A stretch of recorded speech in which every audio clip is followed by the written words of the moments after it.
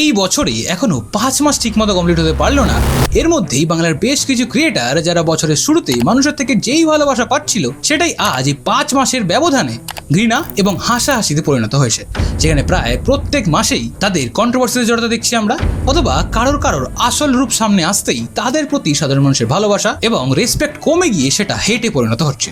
And তার যথাযথ কারণ রয়েছে, যেখানে একজন তার সাথে কাজ করার নাম করে মেয়েদের বিভিন্নভাবে কম্প্রোমাইজ করার কথা বলছে, আবার কেউ মেয়েদের গায়ে হাত তুলে জেলে গেছে, আবার কাউকে ধর্মীয় ভেদাভেদ সৃষ্টির জন্য অনেক কটূক্তি শুনতে হয়েছে, অথবা কেউ সারা বছর কোনো এক পার্টি চটি চাটার পর সেই পার্টি হারের পরের দিনই নতুন ক্ষমতায় আসা পার্টির গুণগান করার জন্যই তাদের ব্যবসা রাতারাতি বন্ধ হয়ে গেছে, আবার কারোর ডেইলি ব্লগে সেন্সিটিভ ইস্যু দিনের পর দিন দেখানোর জন্যই তার ভালোবাসার মানুষরাই তাকে নিয়ে ট্রোল করছে। আজকের এই ভিডিওতে এরকমই 10 জন বাংলার ক্রিয়েটারদের নিয়ে কথা বলবো যারা তাদের একটা ইনসিডেন্টের পর রাতারাতি তাদের ফ্যানরাই তাদের এগেইনস্টে চলে গেছে। এন্ড তুমিও যদি জানতে চাও যে আমি কাদের ব্যাপারে বলছি বা তারা কি এমন করেছে বা বলেছে যে সবাই তাদের এগেইনস্টে কথা বলছিল, তাহলে আজকের ভিডিওটা শেষ অবধি দেখো। রাতে আমি রাজনৈতিক দল পরিবর্তন করেছি, চারিদিকে অনেক ট্রোল, অনেকের অনেক পোস্ট আমি দেখতে পাচ্ছি। কদিন কিন্তু এরকম কাজের কথাই হচ্ছিল, ভালো ভালো মাঝে সাঝে কথা বলতো, আবার মাঝে সাঝে কথা বলতো না। আপনি ভুল করলেন, মানে আপনি জানেন আমি ব্রাহ্মণ। যার মধ্যে সবচেয়ে প্রথমে যাকে নিয়ে কথা বলবো সে হলো উত্তরবঙ্গের সবচেয়ে বড় ক্রিয়েটার, এন্ড যার সাথে কাজ করার জন্য সব মেয়েরাই পাগল বলেই তার ধারণা, এবং সে বাংলা ইউটিউবে কাস্টিং কাউচেরই প্রবর্তক। হ্যাঁ, ঠিকই ধরেছো, আমি কথা বলছি উজ্জ্বল বর্মন, একে বং মিডিয়াকে নিয়ে। এই দাদা যাবেন, এটা আপনার টোটো, যাবেন? রিসেন্টলি একজন মেয়ে ফেসবুকে তার কয়েকটা ভিডিও আপলোড করে এন্ড ক্লেম করে যে উজ্জ্বল বর্মন সেই মেয়েটিকে তার সাথে রিসেন্ট কোনো একটা প্রজেক্টে কাজ করার জন্য ফার্স্টে অ্যাপ্রোচ করে, এন্ড স্বাভাবিকভাবেই মেয়েটি সেটা করতে রাজি হয়। এন্ড তারপর উজ্জ্বল এই মেয়েটিকে যা প্রস্তাব দেয় সেটা শুনলে তুমিও রীতিমতো চমকে যেতে বাধ্য। উজ্জ্বল বর্মন কখনো মেয়েটিকে মাঝরাতে বাথরুমে গিয়ে তার সাথে কথা বলতে বলে, বাথরুমে এসে 2 মিনিট বলো, মানে বাথরুমে গিয়ে কেন আমি কথা বলতে যাবো, কি এমন কাজের কথা যেটা জন্য বাথরুম। আবার কখনো তাকে একা তার সাথে দেখা করতে বলে, এন্ড মেয়েটির বয়ফ্রেন্ড থাকা সত্ত্বেও মেয়েটিকে তার সাথে বাইরে কোথাও দেখা করতে বলে একা। দ্যাট সিম্পলি মিনস মেয়েটিকে উজ্জ্বলের সাথে কাজ করতে গেলে তাকে কম্প্রোমাইজ করতে হবে, সেটাই বোঝানোর চেষ্টা করছিল সে।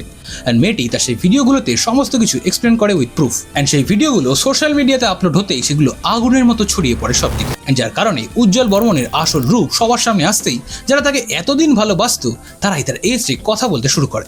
স্বাভাবিকভাবেই উজ্জ্বল সাফাই গাইতেও শুরু করে, বাট মানুষের মাথা তখন আরো গরম হয় যখন উজ্জ্বলকে সাপোর্ট করে উজ্জ্বলের এক চেলা ক্রিয়েটার মেয়েটির এগেইনস্টে ভিডিও বানায়, যেখানে এসে বলে মেয়েটি এত রাতে উজ্জ্বলকে রিপ্লাই দিয়েছে, দ্যাট মিনস মেয়েটাও সুবিধা নয়।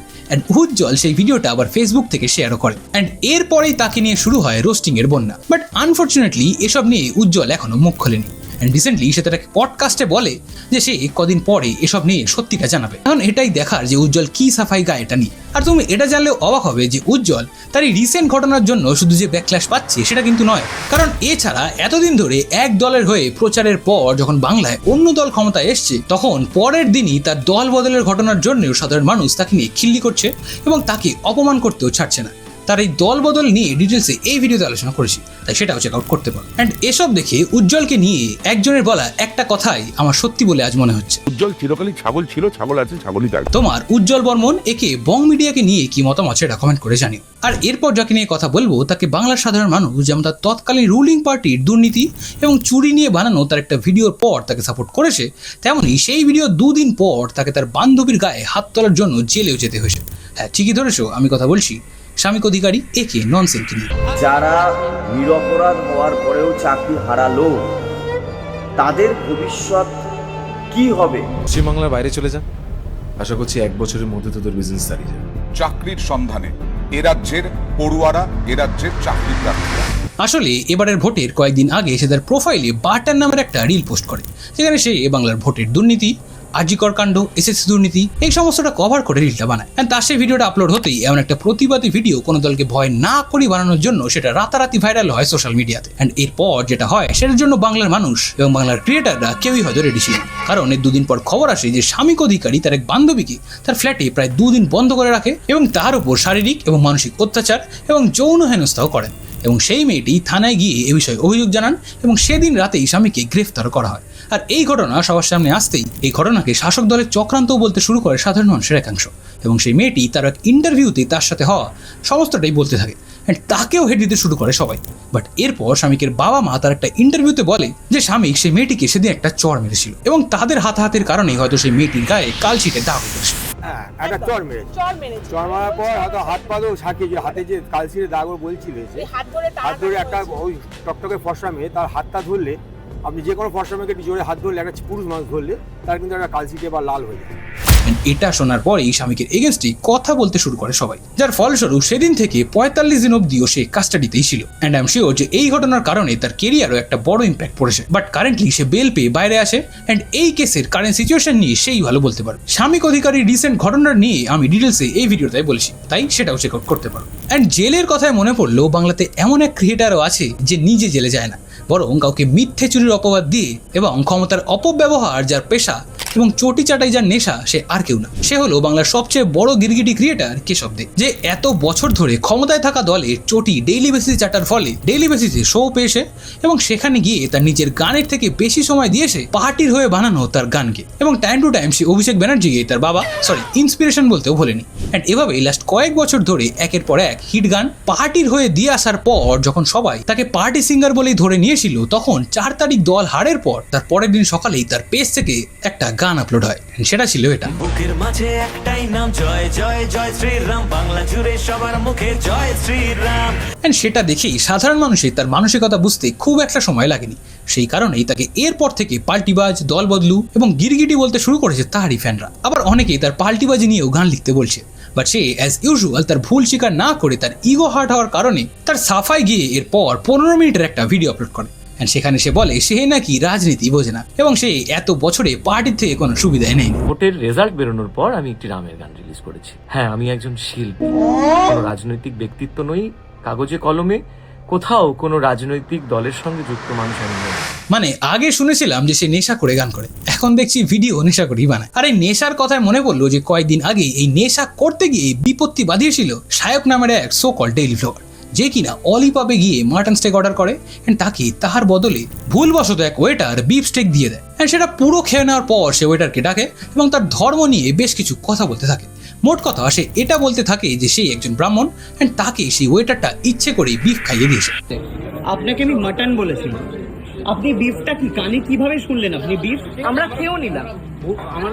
আপনি ভুল করলেন মানে আপনি জানেন আমি ব্রাহ্মণ। এন্ড এরপর এই পুরো ঘটনার ভিডিও তার পেজ থেকে পোস্ট করতেই সোশ্যাল মিডিয়া জুড়ে কাইন্ড অফ আগুন জ্বলতে শুরু করে। কিছু মানুষ যেমন তার সাপোর্টে কথা বলে এবং কিছু মানুষ তাকে তুলোধনা করতেও শুরু করে। সেই ভিডিওটা এখানে ক্লিক করে দেখতে পারো। এন্ড শুধু এই ঘটনাই নয়, তার আগে দেবলীনা নন্দীর কন্ট্রোভার্সিতেও শায়ককে অনেকেই খিস্তি দেয়, বাট এরপর সে আরো বেশি খিস্তি খায় তার তার দাদাই এবং তার এক্স বৌদির কন্ট্রোভার্সির সময়। কারণ সেই সময় তার এক্স বৌদি যা যা বলে তার দাদাইকে নিয়ে সেটা অত্যন্ত জঘন্য জিনিস এবং সেও কিছু কম যায় না। যেখানে তার এক্স বৌদি তার দাদার ফ্যান্টাসি নিয়ে কথা বলে, ওই মেয়েটাকে নিয়ে থ্রিসাম করলে সম্পর্ক ঠিক হয়ে যায়, এবং শায়কের বান্টু ছিঁড়ে যাওয়ার কথা বলে। আর এই যে শায়ক চক্রবর্তী বলেন, তখন আমার সাথে পরিচয় হয় কোন ছেলের সাথে সম্পর্ক ছিল তার, এবং তার সাথে সেক্স করতে গিয়ে তার পেনিস ছিঁড়ে যায়। তারপরে সে এবং তার দাদা তার বৌদির 5-6টা বিয়ে নিয়ে কথা বলতেও শোনায়, কারণ এসব কিছু করেই তাদের ভিডিওতে ভিউজ এবং মাস গেলে পয়সা আসবে সেই কারণে। আর যখন পয়সার কথা হচ্ছে তখন এরপর যাকে নিয়ে কথা বলবো, অনেকের দাবি যে পয়সা আর ভিউজের জন্যই তার শাশুড়ি মায়ের মারা যাওয়া থেকে শুরু করে তার কাজের যাবতীয় কিছুই ভিডিও বানিয়ে পোস্ট করতে শুরু করেছিল। হ্যাঁ, আমি কথা বলছি প্রবাসে ঘটকন্যাকে নিয়ে। কারণ আজ থেকে কয়েক মাস আগে সে তার চ্যানেলে একটা ভিডিও পোস্ট করে, যার টাইটেল ছিল যে হঠাৎ করেই দেশে ফেরা, মা আর নেই, মা is no more. And initially সেই ভিডিও টাইটেল আর থাম্বনেল দেখে তার অডিয়েন্স এটাই ভেবেছিল যে তার মা আর বেঁচে নেই, অ্যান্ড সেই কারণেই তাদের তড়িঘড়ি দেশে ফিরতে হচ্ছে। অ্যান্ড এই কদিন তিনি তার মায়ের শেষকৃত্য করতে ব্যস্ত থাকবেন, তাই সেই জন্যই হয়তো এই কদিন তার চ্যানেলে আর ভিডিও আসবে না। এসব নানা রকম অ্যানাউন্সমেন্টের জন্যই হয়তো তারা ভিডিওটা পোস্ট করেছিল, বাট তেমনটা হলো না। কারণ সেদিনের সেই ভিডিওটার পর সে প্রায় ডেইলি একটা করে ভিডিও পোস্ট করতে থাকে, যার টপিক ছিল তার সেই শাশুড়ি মায়ের মরে যাওয়া, যেখানে একের পর এক ভিডিওতে দেখানো হয় যে তার শাশুড়ি মাকে নিয়ে আসা হচ্ছে, দেন শ্মশানে নিয়ে যাওয়া হচ্ছে কিংবা তাকে দাহ করা হচ্ছে। অ্যান্ড এরকম আরো অনেক সেন্সিটিভ জিনিসপত্র তার প্রত্যেকটা ভ্লগে দেখাতে শুরু করে সে। অ্যান্ড এসব কিছু তার ডেইলি ভ্লগে দেখানোতে তার রেগুলার দর্শকের অধিকাংশ তাকে এই বিষয়ে কল আউট করতে শুরু করে। বাট তার অডিয়েন্সের মাথা তখন গরম হয় যখন তার এক ভিডিওতে তার শাশুড়ি মায়ের বডি দাহ করার ব্যাপারটা তার ছেলে মেয়েদের কাছে এক্সপ্লেন করতে গিয়ে সেই দাহ করাকে ওভেনে কেক বেক করার সাথে তুলনা করতে শুরু করে সে। তো এখন তোমার চুল্লিতে করে, চুল্লি মানে ধরো ওই যে কেক বেক টেক করা হয় যেরকম ওভেন দেখতে পারো, কাইন্ড অফ ওরকম তুমি ইমাজিন করতে পারো। একটা ভীষণ বড় একটা ইলেকট্রিকের ওরকম ওভেন থাকে, যেখানে বডিগুলোকে ইনসাইডে পাঠিয়ে দেওয়া হয়, দিয়ে ডোরটা ক্লোজ করে দেওয়া হয়। অ্যান্ড এটা দেখার পরেই তার অডিয়েন্স যেমন তাকে কমেন্ট বক্সে হেড দেওয়া শুরু করে, তেমনি এক পর্যায়ে এসে প্রবাসে ঘরকন্যাকে বাংলা ইউটিউব কমিউনিটির 2 শ্রাদ্ধবাড়ি ব্লগারদের সাথেও তুলনা করা হয় এবং বলা হয় যে সুমি আর ফুডি গ্রেটের সাথে প্রবাসে ঘরকন্যার আর কোনো তফাৎই রইল না। যদিও অনেকের মতে তার সেই ভিডিওগুলোতে সে অ্যাডস অফ করে রেখেছিল, তবুও এখানে অ্যাডস অফ করার কথাই নয়, এখানে কথা হলো এথিক্সে। কেউ মারা গেছে সেটা একটা ভিডিওতে জানানো ইজ ফাইন, বাট এটা নিয়ে এত মিল্ক করাতেই মানুষের এত মাথা গরম হয়। আর মানুষের মাথা গরম হওয়াতে মনে পড়লো যে দেবলীনা নন্দীর ঘটনায় মানুষের মাথা সবচেয়ে বেশি গরম হয়েছিল, কারণ দেবলীনা নন্দী জানুয়ারি মাসে তার ফেসবুক প্রোফাইল থেকে একটা লাইভ করে অ্যান্ড তার সেই লাইভে সে তার লাইফে চলতে থাকা সমস্ত সমস্যার কথা শেয়ার করে। মোট কথা তিনি জানান যে সে ভালো নেই, সে তার কেরিয়ার, তার রিলেশনশিপ এবং তার ইনলজদের নিয়ে একদমই ফেড আপ, কারণ সে বারবার চেয়েছিল সবাইকে নিয়ে একসাথে থাকতে, বাট সে বারবার চাওয়া সত্ত্বেও সেটা পসিবল হয়নি। অ্যান্ড সে এটাও বলে যে এই যে সে সারাদিন মেকআপ করে একখানা হাসি মুখ নিয়ে তার ভ্লগে বিভিন্ন ছবিতে নিজেকে তুলে ধরে, এ সব কিছুই আসলে মিথ্যা, ভেতর থেকে একদমই খুশি নয় সে। অ্যান্ড তার লাইভের শেষেও সে বলে যে কয়েকদিনের মধ্যেই হয়তো তাকে নিয়ে নিউজ হতে পারে। অ্যান্ড সারপ্রাইজিংলি তার সেই লাইভের পরের দিনই তার বন্ধু এবং ভ্লগার সায়কের পোস্ট করা একটা ছবিতে তাকে হসপিটালের বেডে শুয়ে থাকতে দেখা যায়, যার মানেটা নিশ্চয়ই তুমি বুঝতে পারছো। অ্যান্ড সেই থেকেই স্টার্ট হয় পুরো ক্যাচআপ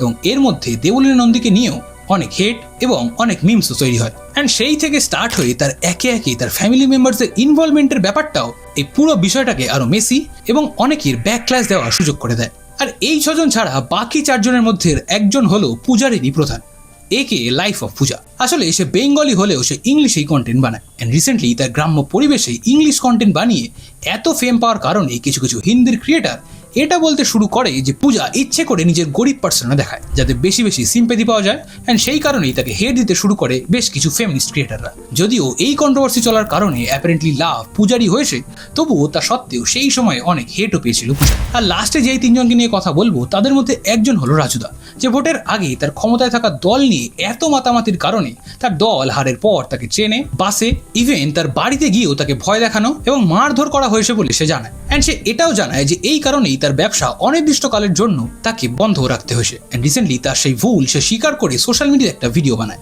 অ্যান্ড সবাইকে রিকোয়েস্ট করে তাকে ক্ষমা করে দেওয়ার জন্য। And I feel he deserves a second chance. এছাড়া এই লিস্টে আরও 2 জন ক্রিয়েটার হলো স্যান্ডি শাহ এবং সুস্মিতা। একদিকে স্যান্ডি শাহ সবকটা কন্ট্রোভার্সির পর নিজেকে সেই কন্ট্রোভার্সির ভিকটিম বলে দাবি করে ভিউজ পাচ্ছে, আবার অন্যদিকে সুস্মিতা সায়কের বান্ডু সেরা আর সায়কের দাদার ফ্যান্টাসি এক্সপোজ করতে গিয়ে নিজের 5-6টা বিয়ে নিয়ে নিজে এক্সপোজ হয়ে যাচ্ছে। আর এই সমস্ত ক্রিয়েটারদের এই সমস্ত কেচ্ছা কেলেঙ্কারি বা তাদের কর্মকাণ্ড বা তাদের ব্যবহার এবং তাদের মানসিকতা দেখে এটা তো ক্লিয়ার যে তারাও আর 5টা সাধারণ মানুষের মতোই, যাদের ভালো দিক যেমন আছে তেমনই তাদের খারাপ দিকও আসে। বাট প্রবলেমটা হলো কিছু মানুষ এইসব ক্রিয়েটারদের ভালো দিকটা বা তাদের যে ক্যারেক্টার তারা অনলাইনে পোর্ট্রে করে সেই ভিডিও দেখে তাদের প্রতি এতটাই বায়াসড এবং অন্ধ হয়ে যায় যে তারা তাদের ভুলটা যেন দেখেও দেখতে পারে না। অ্যান্ড বিশ্বাস না হলে তুমি এই ভিডিওটার কমেন্ট বক্স চেক করো, দেখবে সেখানেও কিছু অন্ধভক্ত তাদের ফেভারিট ক্রিয়েটারকে ডিফেন্ড করেই চলেছে। শুধু তোমাকে একটাই সাজেশন, যে কারোর ভক্ত হও কিংবা কারোর ভালো কাজ, কারোর স্ট্রাগল থেকে ইন্সপিরেশন নাও, সেটা খুবই ভালো কথা, বাট কারোর অন্ধভক্ত হয়েও না, যাতে তার খারাপ দিকটাও তোমাকে না চাইতেও সাপোর্ট করতে হয়। তোমার এই ক্রিয়েটারদের নিয়ে কি মতামত সেটা কমেন্ট করে জানিও। অ্যান্ড আজকের ভিডিওটা ভালো আর ইন্টারেস্টিং লাগলে ভিডিওটা লাইক শেয়ার করার পাশাপাশি চ্যানেলটাও সাবস্ক্রাইব করতে ভুলো না। আমরা 50,000 সাবস্ক্রাইবার্সের খুব বেশি দূরে নেই, তাই জলদি সাবস্ক্রাইব করে দিও।